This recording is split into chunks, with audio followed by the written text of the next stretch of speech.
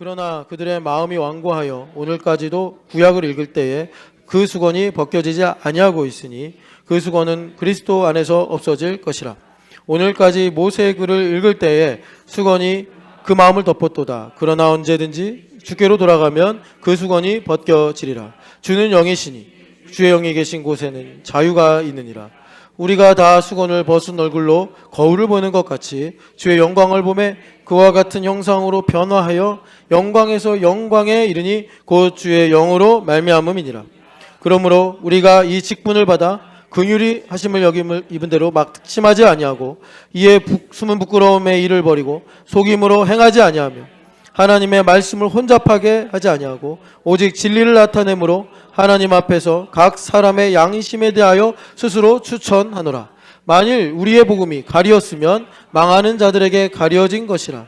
그 중에 이 세상 신이 믿지 아니하는 자들의 마음을 혼미하게 하여 그리스도의 영광의 복음에 광채가 비치지 못하게 함이니 그리스도는 하나님의 형상이니라.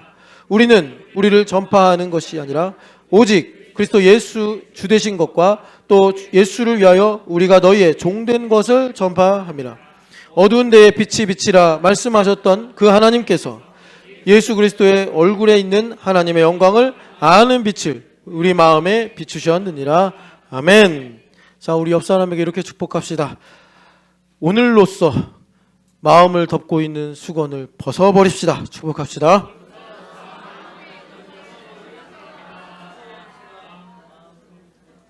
운이야, 말을 해야지. 인형이 아니잖아.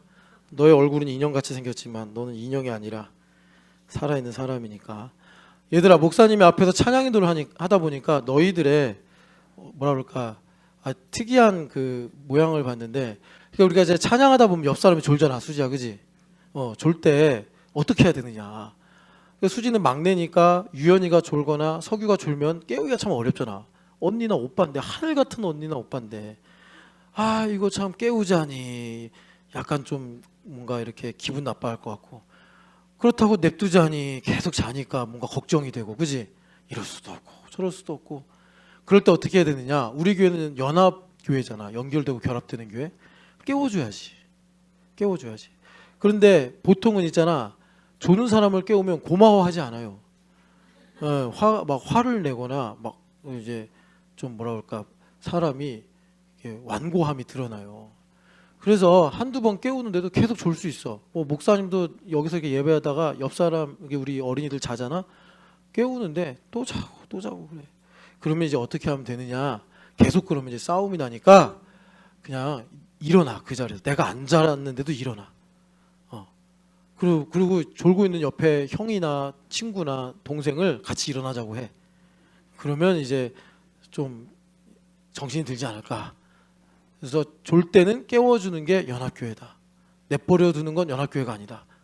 알겠어요, 수지? 그래, 손을 탁 잡고 일어나자. 탁 이렇게 해세요. 알겠어요, 정유현? 보배, 아까 일어났어야지. 아니, 모든 점심도 안 먹었는데 벌써 이렇게 졸면 어떡해? 예배 시간에. 자, 여러분, 연합교회입니다. 우리 옆 사람에게 이렇게 축복합시다. 연결되고 결합됩시다. 연결되고 결합됩시다. 자, 1부 때 첫 번째 영광. 오늘 말씀의 제목이 영광에서 영광으로인데, 첫 번째 영광. 일단 영광이 시작이 돼야 되잖아요. 그 영광의 시작 단계를 우리가 1부 때 들었습니다. 그래서 먼저는 우리가 영광을 싫어한다. 정확하게 말하면 하나님 영광 받으시는 걸 싫어한다. 왜? 존 오웬 목사님이 말씀하신 것처럼 우리는 하나님의 원수였기 때문에. 우린 죄는 사라졌는데 죄 성이 남았어요. 애굽에서 나왔는데 종의 성질이 남아서 맨날 원망하고 불평했던 것처럼 우리는 분명히 죄에서 해방됐는데 아직도 죄성이 있어요. 그 죄성의 본질이 뭐냐면 하나님을 향한 적대감이에요. 참 이게 기가 막힐 노릇이죠. 목사인 저도 하나님을 향한 적대감이 있어요. 여러분들도 마찬가지예요. 우리가 이게 무슨 호르몬이나 신경 무슨 작용으로 설명할 수 없는 거예요. 영적인 거기 때문에 육신을 벗어야 돼요. 우리가 죽어야지 이제 이 모든 사슬, 고리가 끊어지는 거예요. 그래서 바울 사도도 쳐서 복종시킨다, 이제 이런 말씀을 하신 건데, 우리는 제자도교예요. 그러니까 제자도교회는 뭐냐면 예수님을 따라가면서 나를 깊이 성찰하는 거예요. 그래서 대표적으로 뭐 바울사도도 제자도를 말씀하셨고 복음서의 대표는 베드로 선생님인데 베드로 선생님 뭐 하시는 분이에요?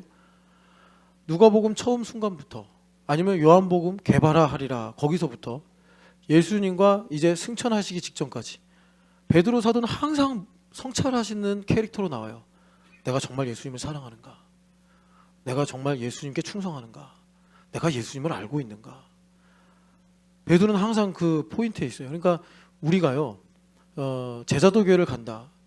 그러면 여러분 우리가 이제 세상에서 말하는 성찰이 아니라 하나님 앞에서 영광으로 나를 비추셔서 나를 이제 들여다보는 건데 이거는요 사실은 우리한테 아까 1부 때도 말씀드렸지만 빛이 내 마음에 비치면 내 마음은 지하실 같은 그런 상태라 어둠이 드러나요. 예, 막 쥐가 나오기도 하고 바퀴벌레가 나오기도 하고 막 쓰레기 오물 막 이런 게 나온단 말이에요. 이게 차라리 캄캄하면 안 보이니까 없는다 생각하고 샀는데 없다 생각하고 사는데 영광이 비추어지면은 어머 이게 쥐가 있네. 어휴 이거 무슨 10년 전에 내다버린 게 아직도 여기 있었네. 막 이런단 말이에요. 근데 그걸 안 치우면 어떻게 되느냐? 어떻게 되냐면 우리 김창환 집사님의 가장 가까운 사람이 신나래 집사님이에요. 김월성 장로님 아니야 이제는 신나래 집사님이야. 신나래 집사님. 신나래 집사님한테 그 오물을 다 쏟아내는 거예요. 본인은 이제 옳은 말을 얘기한다. 여보 커피 몇 잔 마셨죠? 이러는 거예요 이제. 신나래 집사님이 열받죠. 내가 이 커피 몇 잔 마셨나 이거 통계 내려고 내가 대학 나왔나 이러면서 오물이 나온단 말이에요. 오물이. 그래서 주님께서 이렇게 이런 걸 드러내셔서 자 여러분 왜 다윗이 시편 51편에 자원하는 심령을 달라고 했을까요? 네, 이거예요. 하나님 저 이렇게 오물덩어리입니다. 고쳐주세요. 요거예요. 요거 딱 하나. 여러분 복음서에서 병 고침 받은 많은 사람들이 있는데 그 사람들이 뭐 다른 거 한 거 있어요? 예수님께서 무슨 뭐 헌금을 가져오라고 그랬습니까? 뭐 어려운 일을 하라고 그랬습니까? 고쳐달라고 기도한 거밖에 없어요 그 사람들이. 그리고 주님 하신 거는 뭐냐면 실로암에 가서 눈 씻어라 뭐 이런 거예요. 주님께서 하신 것이. 그러니까 여러분 우리 자원하는 마음 정말 주님은 그냥 고쳐줄 수도 있어요. 전능하신 분이니까. 그런데 왜 그렇게 안 하시냐면 나를 사랑하셔서 나를 존중하셔서 주님께서 정말 100번 1000번 고쳐주고 싶으신데 우리 온유가 갖고 싶은 선물이 있어. 근데 부모님은 알아. 근데 온유가 어떻게 해야 돼요? 갖고 싶다고 말을 해야 돼. 온유야 갖고 싶다고 말을 해야 돼. 그래야지 부모님이 안다고 갖고 싶어요. 아니면 하고 싶지 않아요. 이렇게 말을 해야 돼. 근데 이제 하고 싶지 않다라는 말은 뭐 별로 쓸모없는 말이니까 하지 말고. 그래서 우리 하나님께 우리가 다 아시지만 말씀을 드려야 우리 주님께서 좋다 하시고 우리의 이 뭐라 그럴까요? 하나님을 향한 적대감을 고쳐주신단 말이에요. 고쳐주신단 말이에요. 그래서 그 일들을 주님께서 우리에게 하시는데 우리가 그러니까 내가 가지고 있는 믿음의 분량보다 믿음이 채워져 있지 않으면 하나님께서 그 작업을 하실 때 하나님을 믿지 못하니까 분량이 10리터인데 내가 가지고 있는 믿음의 이 양이 9리터야. 그럼 1리터가 남잖아요. 부족하잖아. 그러니까 삶은 10리터 캐파인데 믿음은 9리터예요. 충만하지 않아. 그러니까 1리터만큼 항상 두려움과 뭐라 그럴까요? 의심과 내 주장과 내 생각이 들어와요. 지금 뭐 9리터와 10리터는 뭐 눈으로 봐도 분명히 다르겠죠. 그런데 우리가 영적인 상태로 살면요. 어떤 차이가 있냐면 10리터와 9.999리터 차이예요. 그래서 0.001의 결핍이 예수님께서 영적인 세계를 누룩으로 많이 설명하셨잖아요. 그 0.001의 누룩이 나머지 가루 소마를 다 부정한 영향력으로 말하면 배려 놓는 거고 내가 정말 사방으로 우겨싸임을 당하여도 0.001에 하나님께 아멘과 찬송과 기도와 순종이 있으면 나머지를 다 살릴 수 있는 거예요. 그게 주님께서 천국복음의 상황이다라고 말씀하신 거예요. 그러니까 우리가 이제 그 믿음을 가지고 있으면 주님 고쳐주세요. 주님 저는 이렇게 쓰레기가 많아요. 주님 저는 이렇게 아직도 주님을 사랑하지 못해요. 라고 뭐 이런 거죠. 우리 김창현 집사님이 주님 아직도 저는 시온이가 제 거인 줄 알고 있습니다. 이렇게 기도하게 되는 거예요. 그럼 주님께서 그 보지 못함을, 그 걷지 못함을 주님께서 고쳐주셔서 우리로 믿음의 경주를 하게 하시는 것입니다. 그런데 이런 일들을 주님께서 어떤 것들은 때에 따라서 그러니까 이제 만약에 이걸 넘버링을 하면은 제 생각에는 10분의 1 정도? 10분의 1 정도는 주님께서 정말 김창현 집사님한테 어떤 사건, 구체적인 정황을 주셔서 이걸 깨닫게 하시고 알게 하시고요. 10분의 9에 해당되는 대부분은요. 여러분 아까도 말씀드렸잖아요. 영광이란 문제가 참 이게 아주 깊은 내용이기 때문에 하나님께서 우리한테 뭐라고 말씀하셨냐면 내 영광을 위해 너희를 지었다 이렇게 말씀했어요. 그러니까 영광은요. 내가 존재하는 살아가는 목적이에요. 그러니까 진짜 깊은 이유예요. 우리 정경철 집사님이 왜 일하는가? 하나님의 영광을 위해 일하는 거예요. 근데 이게요. 그냥 한 줄로 쓸 수는 있지만 그것을 치열한 직장 생활 속에서 스트레스를 받는 상황 속에서 위기 가운데서 우리 경철 집사님이나 신영기 집사님이나 좀 여기 이제 한 40대 중반의 우리 형제들 위기의 사나이들이에요. 요즘에 그 서울에 사는 김 부장 이야기 여러분 그 히트 치는 거 아시죠? 우리 다 위기의 우리 아저씨들이에요. 사는 길은 영광입니다. 영광. 김 부장이 살 수 있는 길은 영광이에요. 근데 그 김 부장이 영광을 모르더라고요. 근데 여하튼간에 그래서 영광을 위한 우리의 어떤 이 구체적인 행동이 뭐죠? 예배죠. 예배예요. 예배. 그래서 이건요 정말 깊은 내용이에요. 그냥 뭐 어떻게 하면 내가 승진하나, 어떻게 하면 돈을 잘 버나, 어떻게 하면 내가 뭐 또 좋은 환경을 갖고 이직을 하는가 이런 차원의 문제가 아니에요. 근본적인 문제거든요. 그래서 이것을 주님께서 우리에게 어떻게 항상성 있게 이걸 이루시느냐? 연결되고 결합됨이구나. 그래서 제가 그 황금사슬 이야기는 제대로 안 해드렸는데 신학자들이 로마서 8장 30절의 말씀을 황금사슬이라고 그래요. 서로 연결돼 있어. 그래서 제가 이것을 장막으로 비유하면 3레이어로 되어 있는 장막이다. 그래서 3레이어가 뭐냐? 너는 내 것이다. 부르심. 너는 의롭다. 부르시고 의롭게 하시고 영화롭게 하셨느니라. 너는 영광스러운 내 아들과 딸이다. 이 3레이어가 우리를 덮는단 말이에요. 네. 나의 인생은 계달의 장막과 같으나 내 안에 계신 예수 그리스도를 보니 나의 인생은 솔로몬의 휘장보다 아름답도다. 이게 우리의 노래란 말이에요. 네. 솔로몬의 휘장보다 아름다워요. 솔로몬의 휘장. 여러분 그 아름다운 예수 그리스도의 은혜와 진리를 보시기를 축복합니다. 그런데 여러분 그게요 그냥 우리가 형용사 좀 모은다고 되는 일이 아니잖아요. 정말 우리의 영과 혼과 관절골수를 찔러 쪼개고 들어가야 된단 말이에요. 영광의 문제는. 그래서 그걸 주님께서 예원아 너네 아버지 누구야? 까먹었나 보다. 어이구 유아야 너네 아버지 누구셔? 그래 알았어. 중2병 걸려서 다들 네, 어떻게 알게 된 거죠? 살면서 호흡으로 알게 된 거예요. 유전자 검사 해봤어? 안 해봤잖아. 근데 보면 뭐 비슷하게 생겼잖아요. 정경재 집사님 콧나라고 여기 우리 유아 콧나라가 비슷하게 생겼잖아요. 네. 그러니까 호흡으로 알게 된 거예요. 호흡으로. 네. 그러니까 우리가 교회가 되어서 날마다 주님께서 주시는 음성, 그걸 이제 전능자의 숨결이다 이렇게 말씀하시는데 그걸로 호흡을 하면서 나는 하나님께서 부르신 바, 또 나는 하나님께서 의롭다고 하시고 여러분 우리가 어떻게 내가 의롭다는 걸 증명합니까? 우리 이사람 집사님이 이제 다음 주면 미국 그 샌프란시스코에 계실 텐데 이사람 집사님이 뭐 돈을 많이 번다고 공부 연구에 탁월한 실적을 낸다고 뭐 준하기한테 최고의 뭐 아버지가 된다고 뭐 갖고 의롭다고 했어요. 조희진 집사님 잘해준다고 그거는 이미 포기해야 돼. 뭐 어떻게 의롭다고 증명할 거예요? 하나님께서 의롭다 하셔야지 의로워지는 거라고. 그러니까 우리가 여기서 영적인 공기, 우리 하나님께서 주시는 음성을 내가 양식으로 먹고 마실 때 의롭다라는 분명한 믿음. 살다 보면 뭐 우리 이사람 집사님도 실패할 때가 오겠죠. 뭐 부부싸움 할 때도 있을 거고 준하기 녀석이 말을 안 들을 때도 있을 거고 본인이 또 일하다 보면 한계도 오겠죠. 예. 뭐 이분도 이제 40대 중반이니까 위기의 사나이란 말이에요. 그런다 할지라도 주님께서 사람아 너는 의롭다.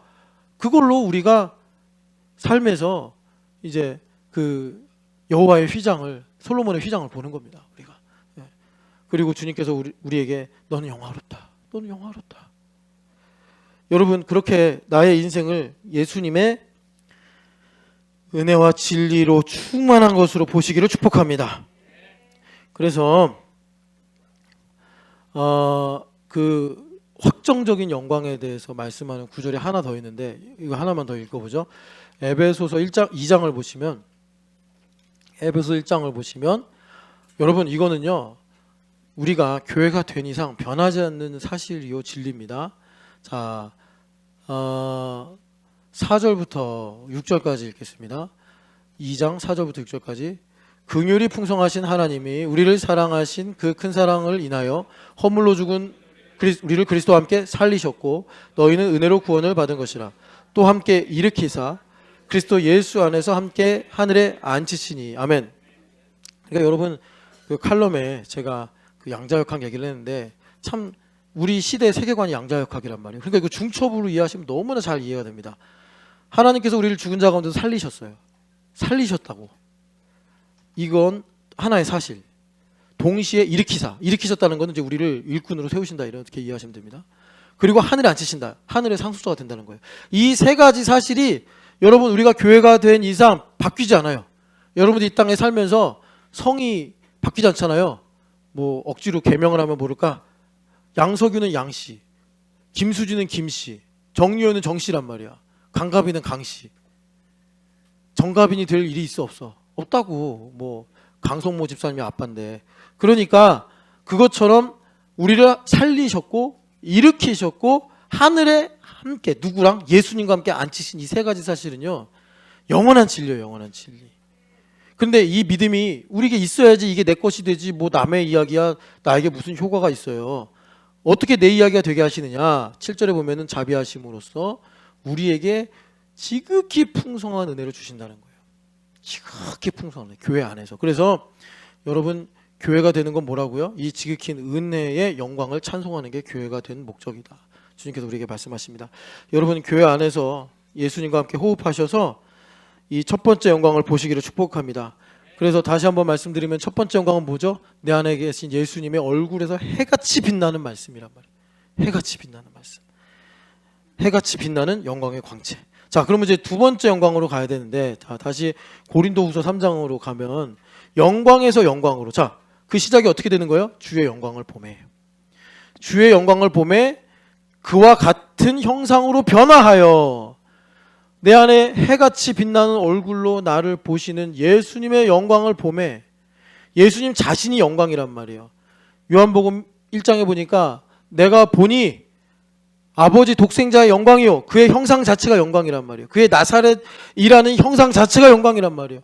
이사야서 53장에 흠모할 만한 것이 아무것도 없다고 하신 그 형상 자체가 영광이란 말이에요. 계달의 장막이 영광이란 말이에요. 계달의 장막이. 그런데 그 영광을 보매 내가 하나님 아들 예수님의 형상으로 변화가 되어 영광에서 영광으로 말미암는데 이 일은 성령 하나님으로 말미암느니라 라고 말씀하시는 거예요. 자, 그래서 다시 한번 우리 로마서를 가볼까요? 로마서 8장을 보면은 이 영광에 관한 말씀들이 있는데, 로마서 8장 우리 17절은 잘 알죠. 17절. 지금 사실 우리가 영광에 관한 말씀을 듣는 이유가 17절의 상속 때문에 그래요. 상속. 그러니까 여러분, 제가 이 3주 전인가 2주 전인가 말씀드렸는데, 우리가 여기 왜 일하지? 정경영 집사님 왜 일하지? 왜 살지? 여러분, 우리나라에 우울증 환자가 작년에 엄청 늘었어요. 엄청 늘었는데 그 중에 제일 많은 이 퍼센티지를 차지하는, 상승폭이 제일 큰 세대가 20대예요. 아, 이거 이해가 안 되죠. 아니, 젊은 애들이 뭐 때문에 우울증 걸리냐고. 그냥 20대라는 것 자체만으로 신나고 너무나 아름다운 시간인데 우울증 걸리는 거예요. 뭐 제가 그들을 탓하는 게 아니라 이렇게 우리나라 영적 이 분위기가 이렇다라는 걸 말씀을 드리는 거예요. 그런데 왜 살지? 답이 없으니까. 여러분, 아모스서에 보면은 젊은이들라도 마시지 못하고 먹지 못해서 쓰러진다고 그랬잖아요. 예수님께서, 하나님께서. 우리나라가 지금 이렇게 돼 있는 거예요. 우리나라가 젊은이들이 희망이 없고 젊은이들이 힘이 없는 거예요. 왜 살지에 대한 답이 없는 거예요. 왜 살지? 그래서 왜 살지에 대한 답이 상속자예요. 상속자. 뭐 우리가 무슨 뭐 세상에서 상속을 받는다는 얘기가 아니라 하늘나라 상속을 받는다는 건데, 자, 그래서 17절 보면은 성령 하나님께서 우리 영과 더불어, 그러니까 나의 동의를 받으셔서 하나님의 자녀라는 것을 우리에게 증언하신단 말이에요. 증언하실 때 동시에 일어나는 작용이 뭐냐면 나의 인생이 하나님의 나라로 해석이 되는 겁니다. 그래서 내가 이 땅을 사는 이유가 뭐죠? 하나님 나라를 상속받기 위해서. 그래서 예수님께서 뭐라고 그러셨어요? 하나님 나라 침노하라고 하신 거예요. 그런데 그 상속을 받는 게 나 혼자 받는 거면 이게 그러니까 될 수도 있고 안 될 수도 있는 건데 예수님과 함께 받는 거기 때문에 확정적인 상속이에요. 확정적인 상속. 그래서 우리가 이제 확실하게 이 땅을 살아가야 될 이유와 길과 약속을 보장받는 거예요. 예수님 때문에. 그걸 전제로 하고 영광을 받기 위하여 고난도 함께 받아야 할 것이니라 라고 말씀하신데, 자, 우리가 성령 하나님으로 충만해서 여기 생각하건대, 아까 1부 때도 말씀드렸잖아요. 이 생각하건대는 그냥 생각한다 이게 아니라 합리적으로 생각해보면 우리가 예수님을 주인으로 고백하면서 하나님께서 내게 주신 이성을 갖고서 원수마귀의 거짓말이나 미혹을 분별하면서 합리적으로 생각해보면 지금 내가 고난을 당하는 어려운 일이 있어요. 뭐 육신의 질병 때문에, 경제적인 문제 때문에, 관계의 갈등 때문에. 그런데 지금의 현실이 하나님 나라 자체이기 때문에 이게 하나로 하늘과 땅이 통일된 상황이기 때문에 이 오늘로 말미암아 나에게 주실 하나님의 영광을 생각하면 이 고난이 주는 슬픔과 두려움과 뭐 여러 가지 정죄들을 내가 능히 이길 수 있다. 이게 18절 말씀입니다. 여러분, 하나님 나라를 상속받으시기를 축복합니다. 정확한 것, 그러니까 내가 살면서 지치고 힘들고 낙심하고 걱정하는 것은, 화가 나는 것은 문제가 어려워서 문제가 커서가 아니에요. 심지어 아까도 말씀드렸잖아요. 내가 나빠서도 아니에요. 내가 죄가 많아서도 아니에요. 내 안에 하나님의 영광으로 오신 예수님을 내가 안 봐서 그런 거라니까요. 아까 전에 고린도 후서에서 우리가 읽은 대로 내 안에 계신 예수님의 얼굴을, 해처럼 빛나는 영광을 내가 출애굽기에 있는 이스라엘 백성들처럼 수건으로 가리고 있다니까요.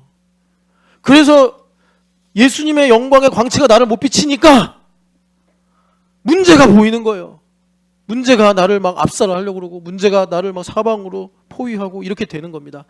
여러분, 내 안에 계신 예수님을 보시기를 축복합니다. 그래서 다시 고린도 후서로 가면 그 수건이요, 또 완고함이요, 또 뭐라 그래요? 고린도후서 4장으로 가면은 이 세상의 신이 혼미케 하는 거다.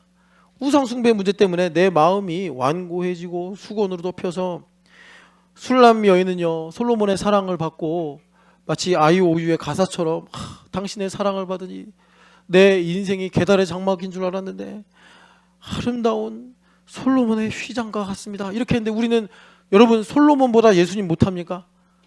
예수님 주신 게 술람 여인에게 주신 솔로몬의 사랑보다 못한 거예요? 아니잖아요. 우리가 그 사랑에 빚을 졌으면 우리도 주님, 내 인생이 계달의 장막과 같으나 주님께서 나와 함께 하시니 주님을 모시고 살아가니 내 인생이 솔로몬의 휘장과 같습니다. 우리가 은혜와 진리가 충만하구나 볼 수 있다라는 것입니다. 자, 그러면 이제 두 번째 영광으로 들어가는데, 자, 여러분, 두 번째 영광은요, 이걸 꼭 여러분, 왜 제자도를 한다고요? 철야 때 한번 말씀드렸는데 왜 제자도를 하냐면 하나님께서 우리를 하나로 부르셨긴 했으나 준하기는 간으로. 찬연아, 거기 있구나. 나 찬연이 거기 있는 줄 알았네. 찬연이는 심장으로, 온유는 콩팥으로, 석유는 위로 부르셨단 말이야. 위 알지? 위. 우리 밥 먹으면 소화하는 위. 그러니까 각자가 기능도 다르고 역할도 다르고 목적도 달라요. 그래서 우리 석유는 위로 살고, 우리 온유는 뭐라고 그랬지? 콩팥이야? 콩팥으로 살고, 우리 저기 찬연이는 심장으로 살고, 우리 준하기는 간으로 살고. 너가 간으로 살아야 되는데 심장이 되고 싶으면 돼, 안 돼? 준하가, 너 미국 생각하지 말고 너 간인데 심장으로 살려고 그러면 돼, 안 돼? 그럼 죽지. 그러면 몸이 죽는다고. 간은 간으로 살아야 돼요. 그래서 제자도를 하는 거야. 준하기는 간이기 때문에, 찬연이는 심장이기 때문에. 너가 심장인데 교만해져가지고, 야 전원유 너 콩팥이지? 내가 콩팥까지 다 할 거야. 그러면 돼, 안 돼? 그럼 죽는다니까. 간도 죽고, 아니야, 다 죽어, 하여튼 다 죽어. 그래서 주님께서 우리에게 제자도를 하시는 거라고. 무슨 말이냐? 하나님께서 우리를요, 하나님의 형상대로 만드셔서, 하나님 누구시냐? 하나님은 여러분, 이게 출애굽기에서 참 중요한, 모세오경에서 참 중요한 내용이에요. 하나님 영광에도 참 중요한 내용인데, 모 선생님이 참 그래도 광야에서 40년 동안 있으면서 동양식으로 말하면 돌을 닦고 달았어요. 그래가지고 예수님께서 보내시는데 참 기특하게도, 하나님께서 보내시는데 기특하게도 뭐 군대를 주십시오, 뭐 또 돈을 주십시오, 이렇게 얘기 안 하고 가서 그들이 누가 보냈냐고 물어보면 하나님의 이름을 뭐라고 말해야 됩니까? 이거 돌을 닦으신 분이니까 이런 질문을 하는 거예요. 그래서 주님께서 참 기쁘게 여기시고 뭐라고 말씀하셨냐면 스스로 있는 자니라, 이렇게 말씀하셨단 말이에요. 이거를 여러분, 저는 보지는 못했는데 전해 들은 바 중국어 성경으로 보면은 스스로 있는 자니라, 이게 자유래요. 자유. 말미암을 유, 스스로 자자, 자유. 나는 나로 말미암아 존재한다. 그러니까 그 스스로 있는 자라는 하나님의 형상으로 우리를 지으셨단 말이에요. 그래서 여러분, 우리 창세기 1장 한번 읽어볼까요? 오랜만에. 너무나 중요한 말씀인데 잊으면 안 돼요. 우리가 정말 험한 시대에 살고 있지만 우리 아버지가 누구신지는 알고 살아야 되는 거예요. 1장 27절 같이 읽어보겠습니다. 하나님이 자기 형상 곧 하나님의 형상대로 사람을 창조하시되 남자와 여자를 창조하시고, 아멘. 우리를 자유롭게 창조하셨다는 거예요. 우리를 자유롭게 창조하신 거예요. 자유롭게. 자, 여러분, 여기서 중요한 거예요. 우리는 자유롭게 창조 지음을 받았는데 죄 때문에 그 형상을 잃어버렸어요. 파괴됐어요. 부패했어요. 그래서 이 형상을 회복하려고 예수님 오신 거예요. 그래서 아까 전에 고린도 후서 보면은 우리가 주의 영광을 보매 그와 같은 형상으로 변화가 된다라고 하셨고, 4장에 보면은 예수님을 뭐라고 그랬냐면 그리스도는 하나님의 형상이니라, 4장 4절에 말씀했어요. 그러니까 예수님께서 이 땅에 오신 것은 창세기 1장 27절, 우리가 하나님의 형상으로 지은 바 자유로운 존재로 지음 받았는데 그것을 예수님께서 우리에게 회복시켜 주시려고 오셨다라는 거예요. 자, 그런데 여기서 이제 중요한 포인트예요. 그 예수님은 어떤 모양으로 오셨는가? 종의 모양으로 오셨다는 거예요. 여기서 이제 제자도가 결판 나는 거예요. 자유를 주시려고 오셨는데 예수님께서 그 자유의 형상으로 우리에게 부여해 주신 모양이 종의 모양이더라, 이거예요. 그러니까 우리가 육신의 생각과 기준을 가지고는 도저히 납득이 안 되는 거예요. 자유롭게 하려고 오셨다면서요. 그런데 나보고 종이 되래, 예수님께서.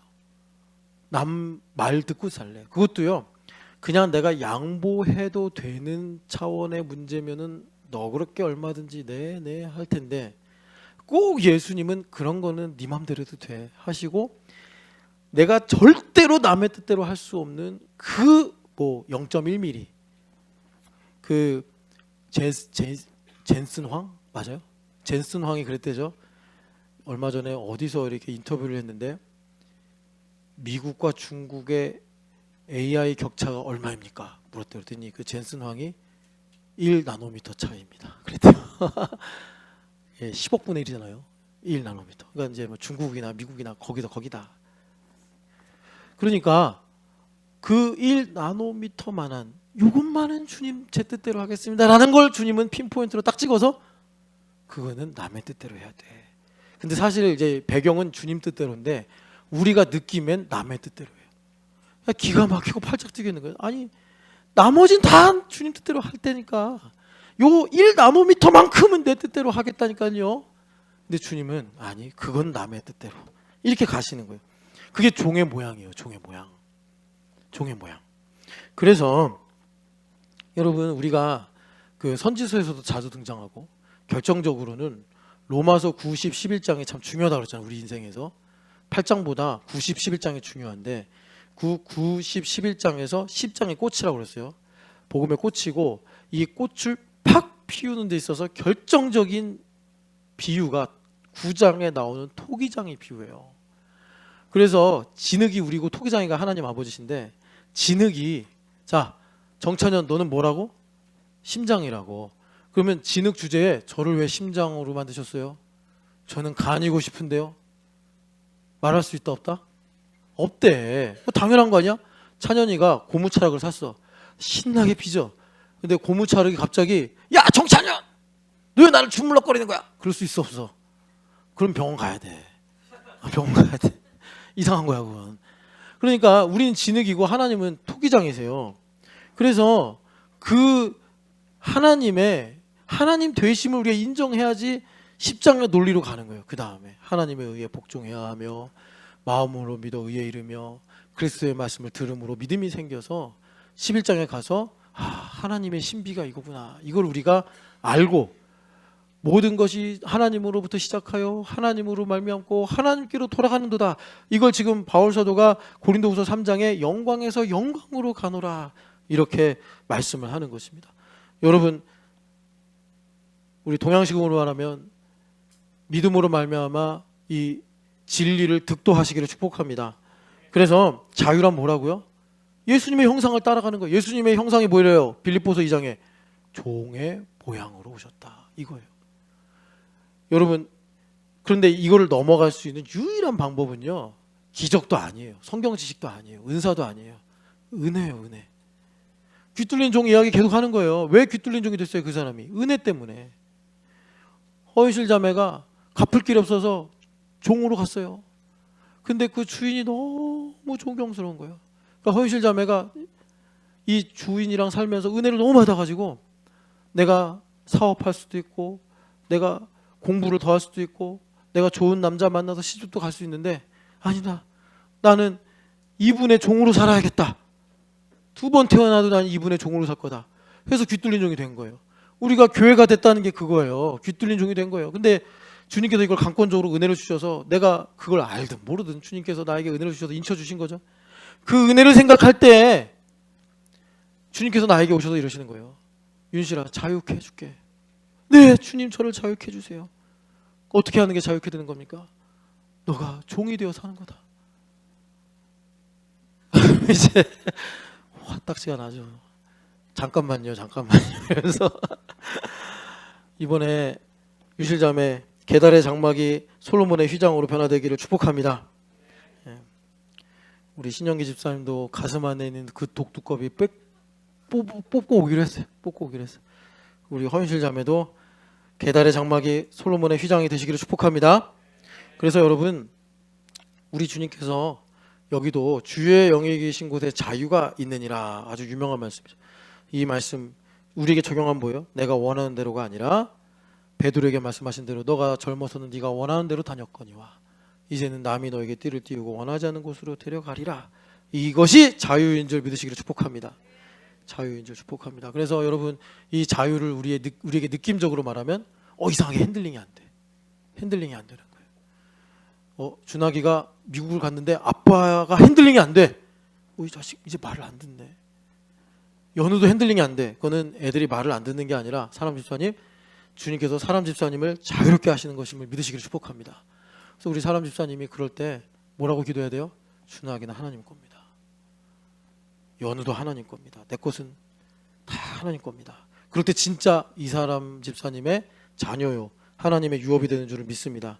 그래서 여러분, 우리가 이 다윗이 기도하신 거예요. 우리 다윗이 기도하신 거 한번 볼까요? 시편 51편에 보면은 참 이 전무후무한 회개기도 아닙니까? 회개기도의 영원한 표석인데 시편 51편 보면은 다윗 왕이 참 그 깊은 회개를 합니다.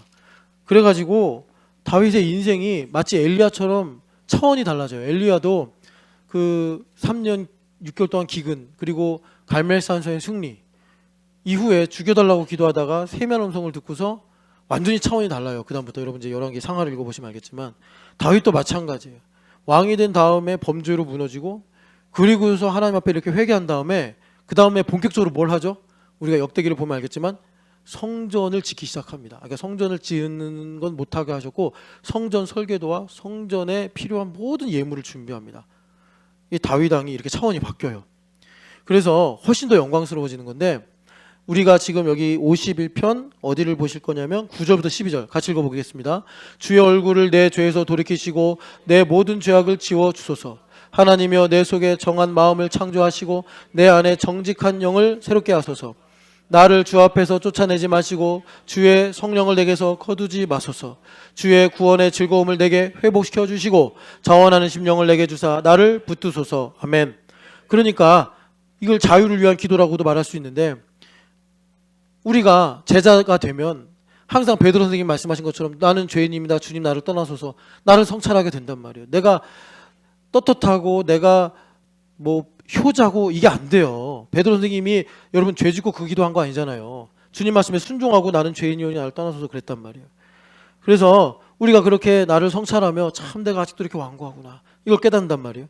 그럴 때 나에게 정결한 마음을 창조하시고 주님의 보혈로 씻어주시는 거죠.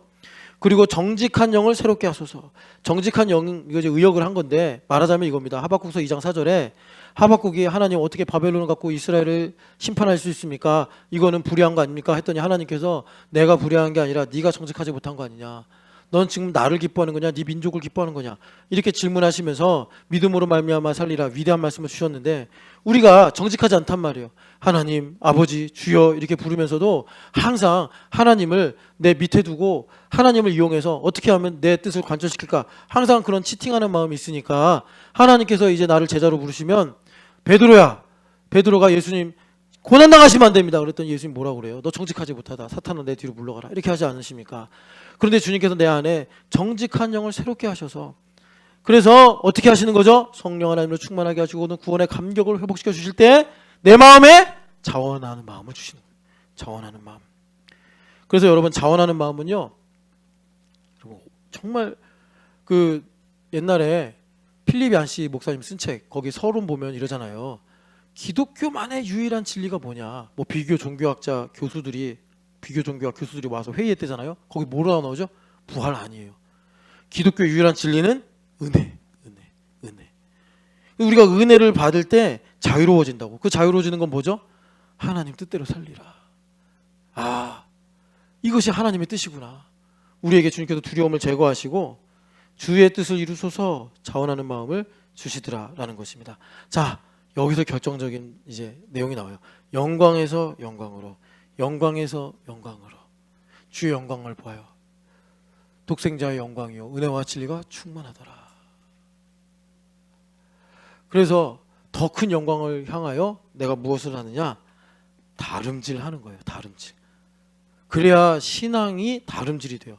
고린도전서 9장을 봐봐요. 신앙의 다름질이 뭐냐?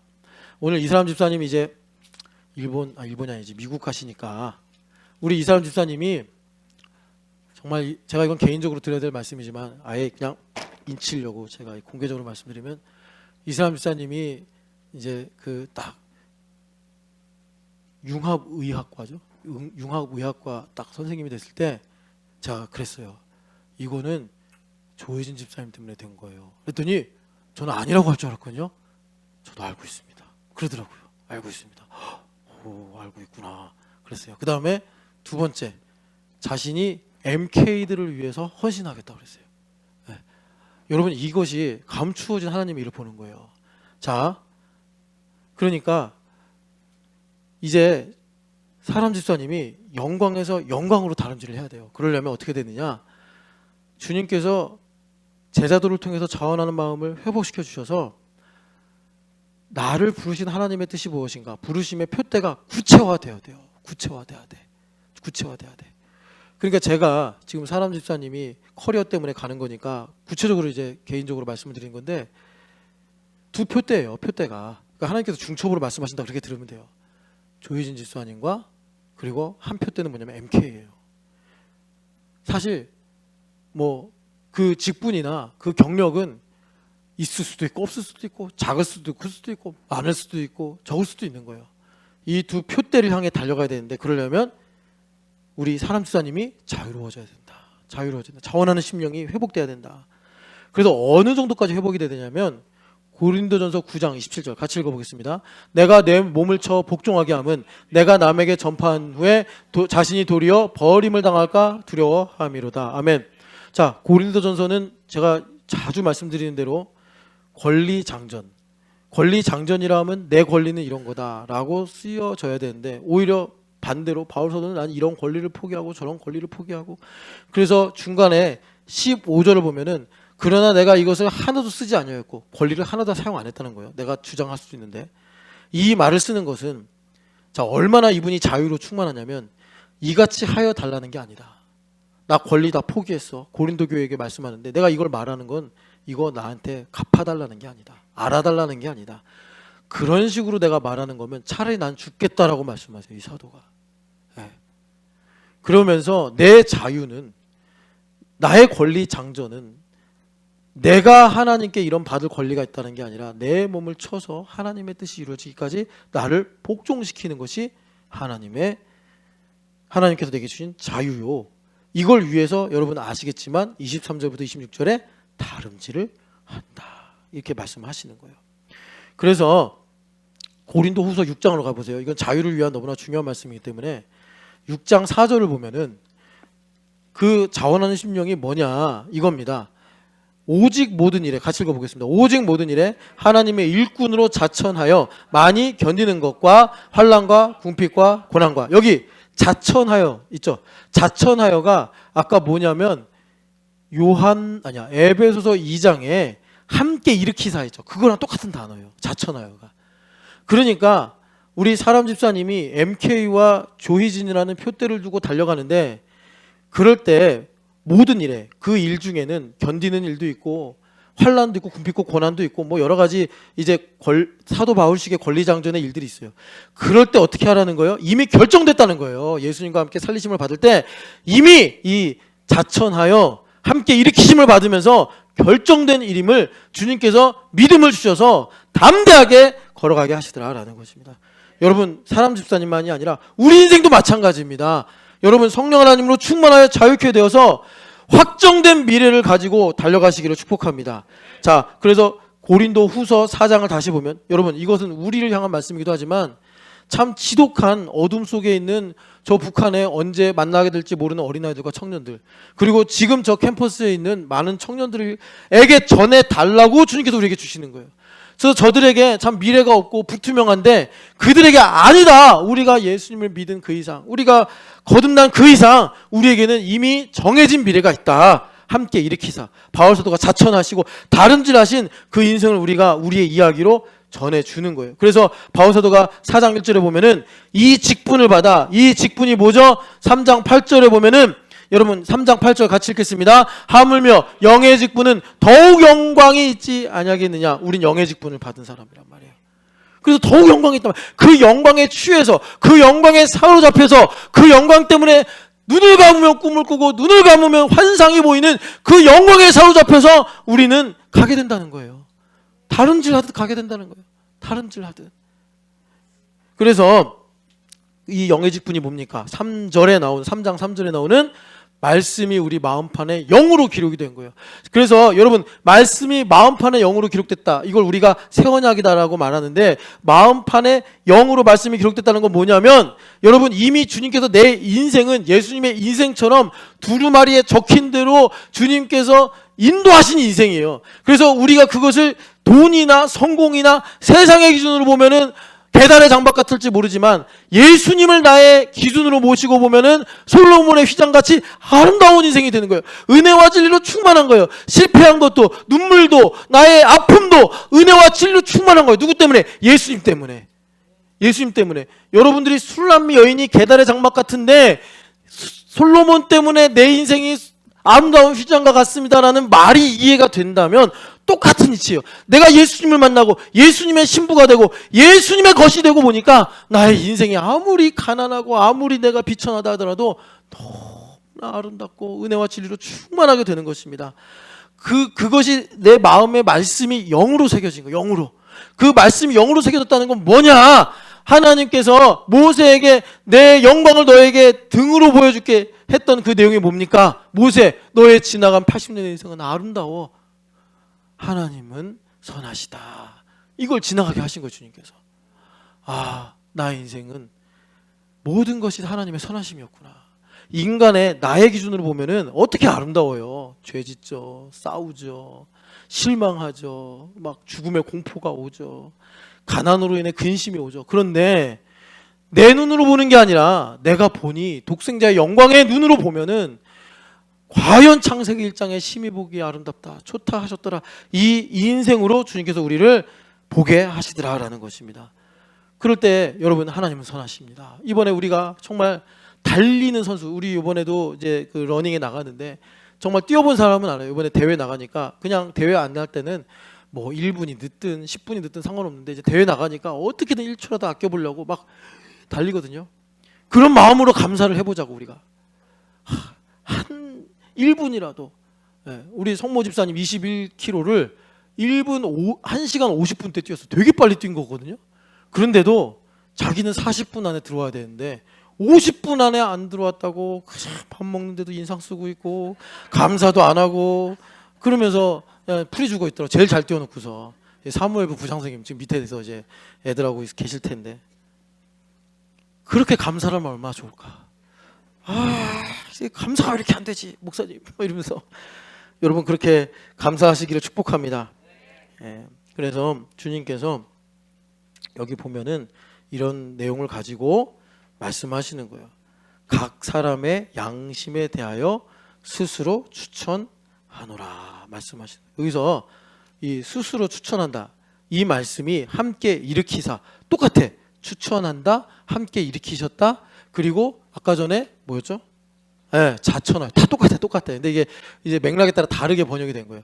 그러니까 주님께서 우리의 양심에 자유케 하심으로 힘을 주시고 지혜를 주셔서 하나님은 선하십니다. 자원하는 마음으로 고백하게 하신다라는 것입니다.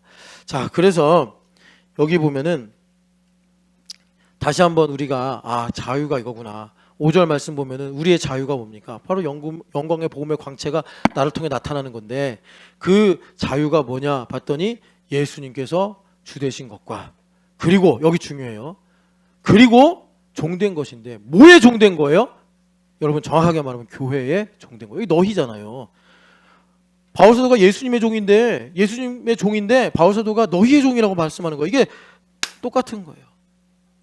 그러니까 여러분 여러분 종이 되십시오 이 얘기가 아니고 예수님 우리의 종의 모양으로 오셔서 실제로 예수님께서 발도 닦아주시면서 이렇게 너희가 서로 사랑하라고 하셨잖아요. 여러분 여기서 뭐 바꾸려고 하지 마요. 우리가 자유로운 건요 제가 허우성의 종이 되고 김찬양의 종이 되는 거예요. 그렇게 내 안에 예수님을 표현하고 나타내는 거예요. 그래서 예수님께서 우리 사이에 존귀해지는 거예요. 김찬양 집사님이 예수님을 짓밟는 건 뭔지 아세요? 신촌여학교도 주인 노릇하려고 그러는 거예요. 신촌여학교도 자기 주장 펼치는 거예요. 그래서 나는 옳고 다른 사람 틀리다 막 이러고 사는 거예요. 그게 본인은 주인 된다고 생각하는데 누구의 종이 되는 거죠? 여러분 사실 엄밀히 말하면 주인은 없습니다. 영적인 세계를 가리켜 말하면 사탄의 종이 되는 거예요. 순종하는 자에게 종이 되는 걸 알지 못하느냐. 자, 그러면 우리가 누구의 종이 되어야겠습니까? 하나님의 종이 되어야 되지 않겠습니까? 하나님의 종이 되는 건 뭐예요? 우리 찬양 집사님이 교우들의 종이 되는 거예요. 그런다고 여러분 또 가가지고 뭐 김찬양이 이러면 안 돼요. 내가 누가 또 생각나서 그러면 찬양 형제 나는 당신의 종입니다. 그래야지. 어이 종 이러면서 발 좀 닦아. 그러면 안 돼요, 여러분. 그거 김찬양 집사님한테 하는 말이지. 남한테 그렇게 김찬양 집사님 부려먹으라고 하는 말이 아직 다 우리가 즐겁자고 하는 말인 줄 아는데. 이제 그렇게 이제 서로 은혜를 나누시라. 그래서 그건 뭡니까? 우리가 종이 되는 거는요. 여러분 4장 12절 우리가 읽지 않았지만 밑에 보면 같이 읽어보겠습니다. 그런즉 사망은 우리 안에서 역사하고 생명은 너희 안에서 역사하느니라. 아멘.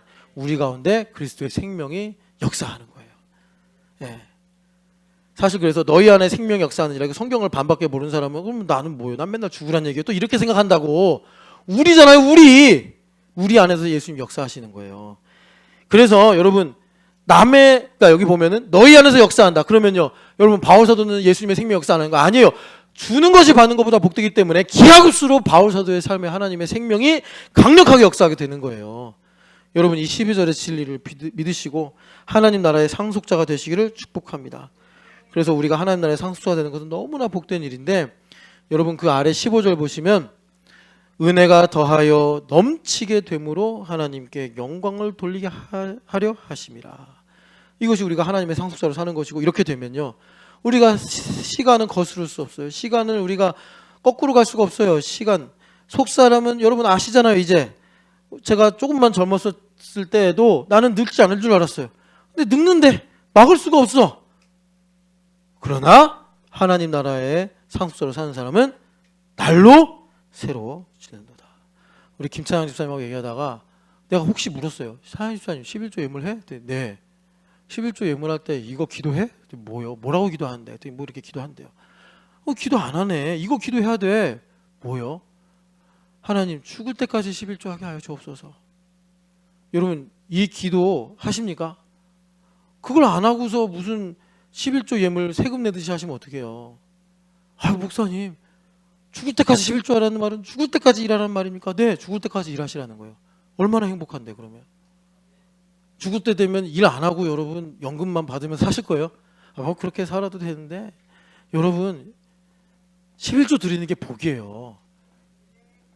여러분 그렇게 날로 새로워지셔서 죽을 때까지 새 이파리가 나고 죽을 때까지 새 열매가 열리는 복된 하나님 나라의 상속자 되시기를 축복합니다. 우리 같이 기도합시다.